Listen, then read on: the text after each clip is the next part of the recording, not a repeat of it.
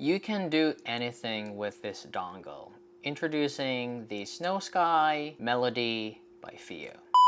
Good day guys, this is practiphile, and yeah, today we are going to look at the Snowsky Melody. Thank you so much Theo for sending this in for a review. So the Snowsky Melody comes at around, I think, $39, which is a very affordable dongle in my honest opinion. It comes with a dual CS43131 DAC chip, which is known to be very linear, accurate. It's just good sounding. A lot of dongles and DAPs are using this kind of DAC chip. Amir from Science Reviews, they all review this DAC chip, and it's just a very good DAC chip in general. The box is pretty simple, so when you open this one here, you're greeted with manuals, and the dongle was sitting right here. It comes with the unit itself and this USB connector. It's built pretty nice. It's actually made of, it has this wooden outer layer on it, and I was reading the specs on this, and they said that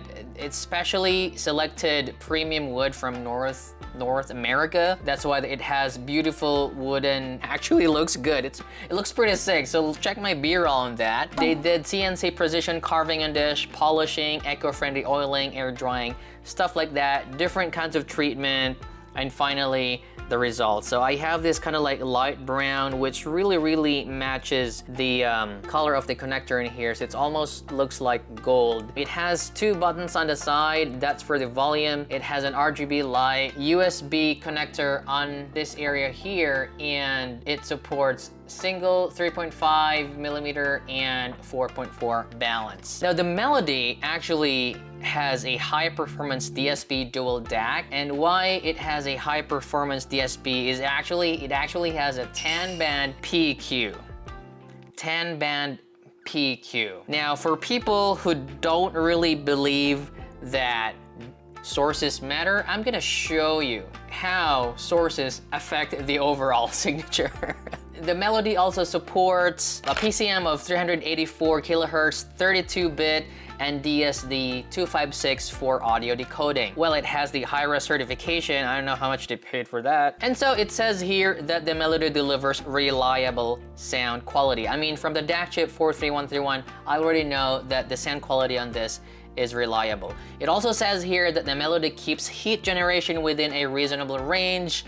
So yeah, with my use on this, I didn't really feel any overheat, so that's a pro in there. It also features a UAC1 and a UAC2. So if you don't know, UAC1 mode is used for, I think, PlayStation and game consoles, and if you're just using for like non-Android, you use UAC1, and so that's a good thing. You can actually use this for consoles, non-Android stuff, and maybe also Apple, and UAC2 for Android stuff. So that is a good addition in there. So everything in here with the Theo, you actually control through the Theo web control app, wherein you download the software on Android.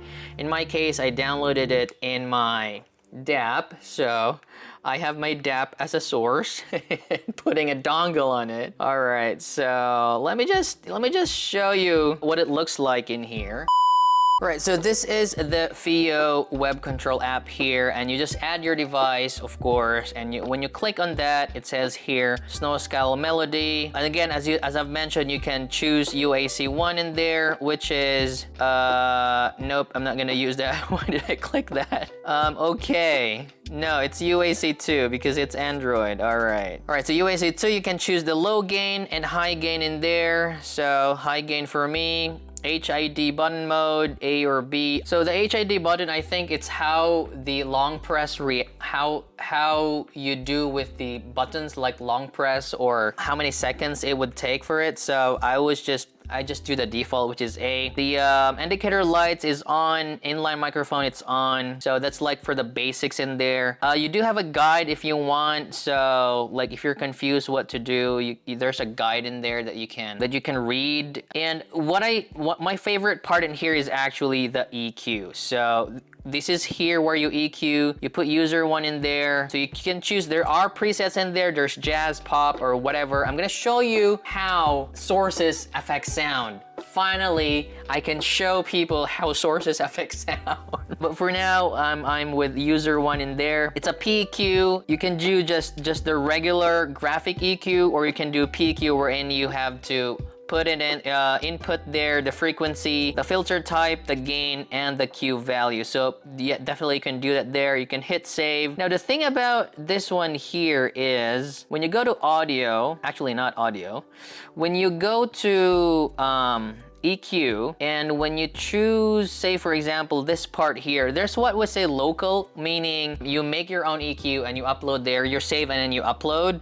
There's also selected, wherein people actually upload their tuning profiles. So you can, it functions like Moondrop, wherein like people upload their user, EQ, but that's for the earphone. This one here, it's for the source. It's for the freaking dongle. And you have the official there, wherein you can choose official, maybe FIO PEQ or something. Now, but my point here.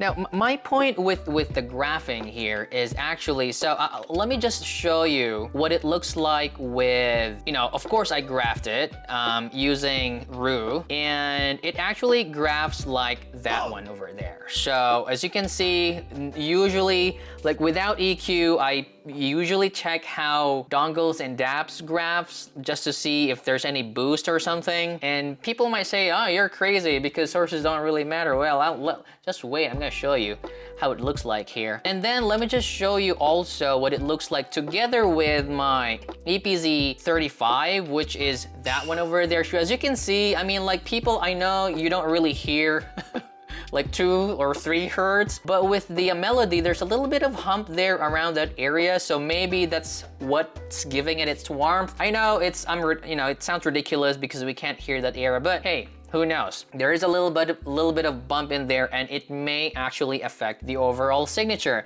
Now, why am I talking about the graphs of the source? Because this one here, because of this stuff that people are putting DSP and we can do PQ on sources, we can actually trace if there's really a change on how these sources, how this would alter your transducer, your earphones, or your headphones. And so just an example, this is what pop looks like.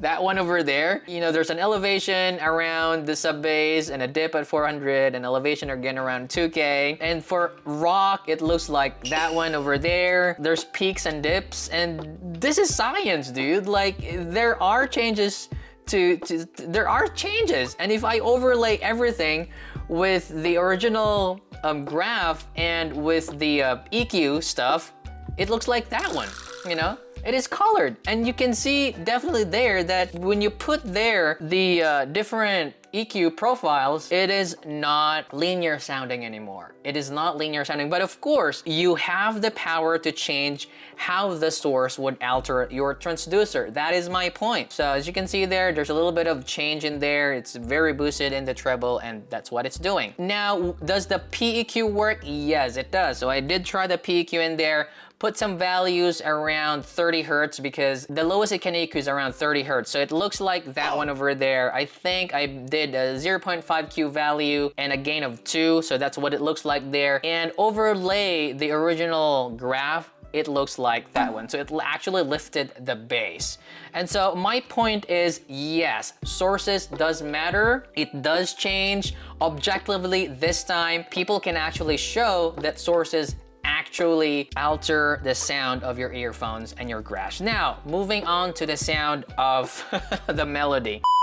The melody sounds warmer. I mean, I did mention that it may be because of that bump, or it could be just the 43131 implementation, because I know that kind of DAC chip is really engaging. And every time I listen to a source that is a CS43131, it's always an engaging listen.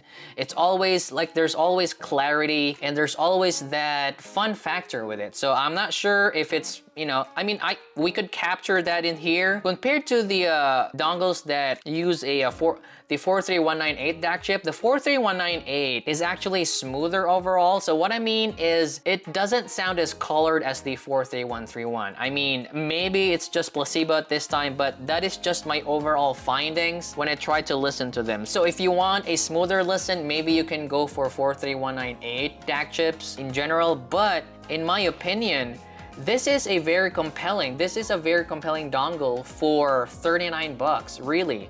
With the PEQ profiles in there, dual 43131, and I think the power on this one here is, I don't know, but it sounds loud.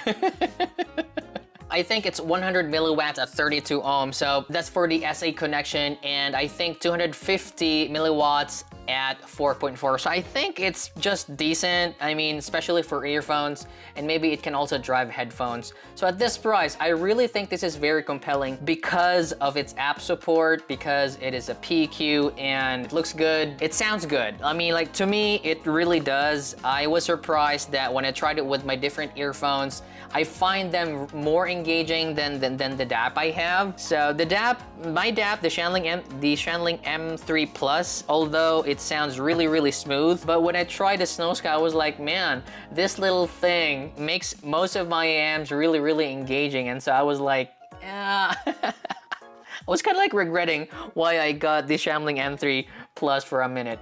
But yeah, jokes aside, it is a very good buy. So yeah, I guess that is it for my review, guys. Thank you so much for watching. If you find my video helpful, consider liking and subscribing. And yeah, hope to see you next time. Have a great day.